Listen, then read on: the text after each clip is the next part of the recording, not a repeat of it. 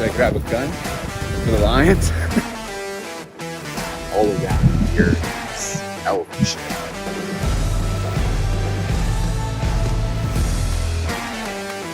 Hey, we're off. No idea what's in store, but can't wait to find out.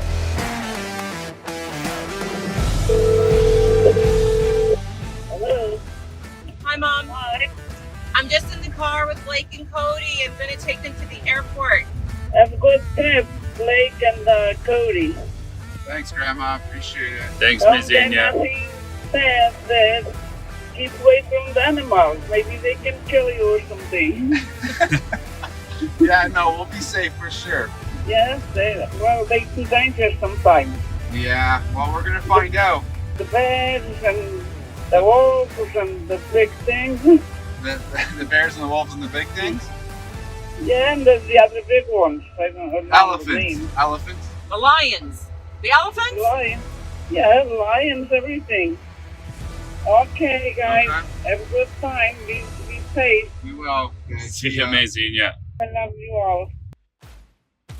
After a little pep talk from my Portuguese grandma and saying bye to my worried mum, Cody and I got to the airport and passed time with conservation podcasts and literature on Kenyan history and the Amboseli ecosystem. From Toronto to Frankfurt to landing in Nairobi, Kenya, it was a long day and night. And so we grabbed well-deserved beers. Is that Kilimanjaro? Is it? Yeah, you can drink it. It wasn't long before we were in another car where we headed to another airport. But first we took advantage of a well-informed driver who let us know on the culture. Does everyone speak English for the most part? Everybody will speak Swahili and English Okay. because they are taught in schools. Right. So everybody who's been to school will be able to speak English and Swahili. Yeah. We then finally got to the last leg of the trip, where we'd taken about an hour flight in a really small plane up to the Chulu Hills. This is where we'd be meeting Richard Bonham and the rest of the Big Life team. I was a little worried about this flight, but Cody, being a pilot, was all for it. It was so cool to be able to look out the windows and see the vast difference in landscapes from what we're used to up in Canada and the United States.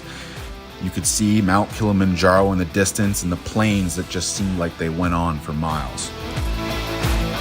We finally landed and met with Richard Bonham, the co-founder of Big Life and well-renowned successful conservationist, a super impressive guy who truly is so important and oversees one of the most successful conservation organizations on the planet. Truly is a legend. Cody and I had prepared as much as we could, but now it was real and we just had to dive right in.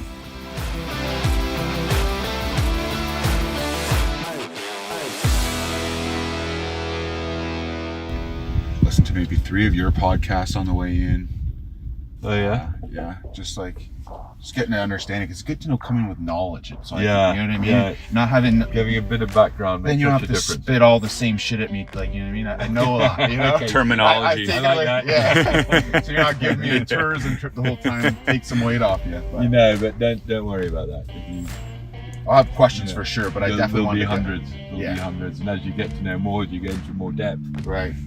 So you're with us tonight at home, Yeah. and then tomorrow we go to Kimana Sanctuary, Okay. and quite a lot going on. And you see that sector, you see your fencing staff, Right. rangers. There's also a lot of human wildlife conflicts in that zone.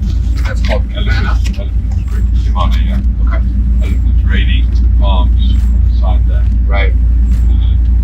So you get to see how, you know, the guys deal with that. Okay. Especially going back to start chasing. And then headquarters to see what happens there. Then over this way, the Blaga Forest, there's hills there where we've got the rhino. Yeah. Spent some time with the rhino unit. One thing for sure, Cody and I, when we're coming in here, I don't want to feel like, you know, you guys are catering to us in any way. Like, we want to, like, not be in your way or anything. We're fully big grown boys, so, like, we don't need to feel like you guys are, like, catering to us, so we need to grab our bags or anything, you know? Like, we'll be working and not, we'll just fit in. I don't want to feel like a tourist or a visitor and be a pain in your ass in any way, so.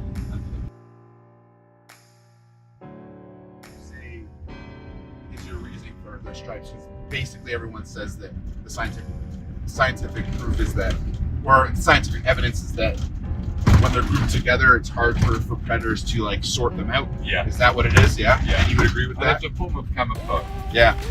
Yeah, and it breaks the profile up, and when they're moving, it also, creates a little bit of a illusion. Right. Yeah, so this is our driest time of year. We haven't had any rain since May. And that, I guess, would right now be the toughest time with conflict because. Okay.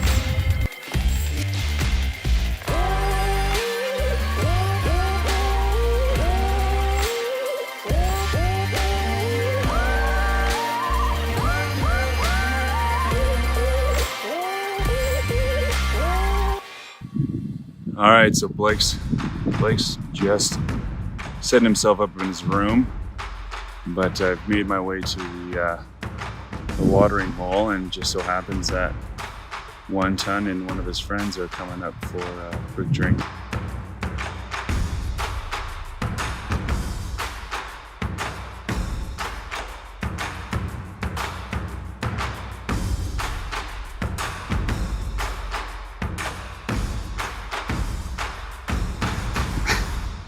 This and all around me here is elephant shit.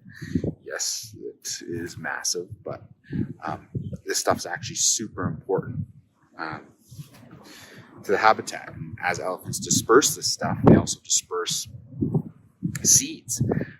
They are known as engineers of the environment because they eat hundreds of pounds of plant matter each day, and as they travel kilometers each day, they disperse these seeds in their dung.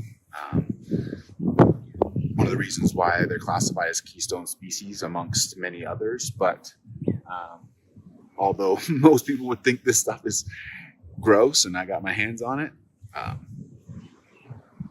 think it's pretty neat.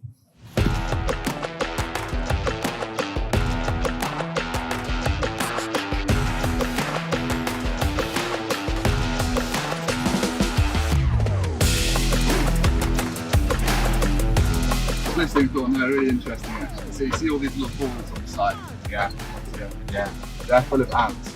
And it's sort of They're full of ants. it's protective mechanism. They're full of ants. So yeah, I can shake it. Oh shit! And that's meant Wow. so basically the tree has been so then stop them eating the tree. Very cool.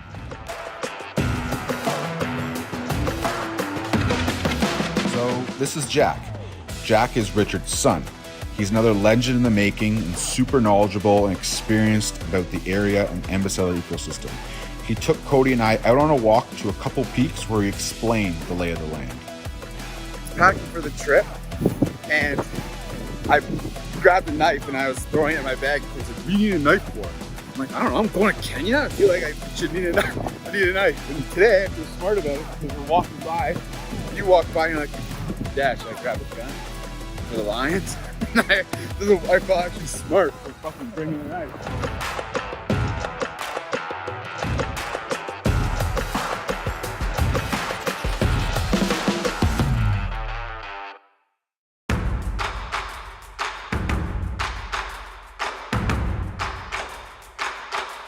Human-wildlife conflict is right now the most important. I was literally trying to stay alive.